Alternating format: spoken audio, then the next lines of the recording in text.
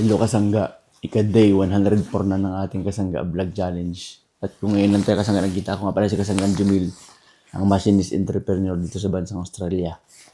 At naniniwalang ang pagninegosyo dito ang sagot para makalis tayo sa kahirapan ng ating sitwasyon Kasangga.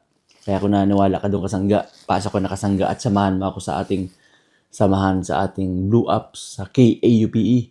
At doon natin pagtutulong-tulungan ng ating mga gagawin Kasangga na mga hakbang at mga real talk na way para ating makapagtulungan dito sa ating mga may balak magnegosyo dito sa ibang bansa Kasangga. Pasok ka doon Kasangga at mag-follow ka na rin sa Jumel Ignacio Official Kasangga dahil take note Kasangga 365 vlogs to. Ngayong araw nga Kasangga ay kalahatian na naman ng week at tayo nga ay pag umaga. Kaya kape-kape muna tayo dahil ang hirap gumising sa umaga. Sobrang lamig.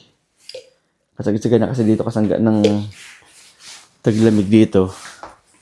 Kaya pagbabangon ka pa lang sa umaga, yung katawan natin pag malamig, di ba? Sarap matulog. Lalo pagpagod ka din sa trabaho. Nakakatamad din magbangon Ganun ang ating struggle. Kaya ganun lang ang ating Kasangga, yun naman Kasangga. Pasok muna tayo. Almusal muna.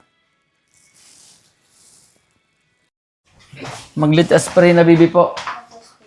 In the name of the Father, the Son, the Holy Spirit. Amen.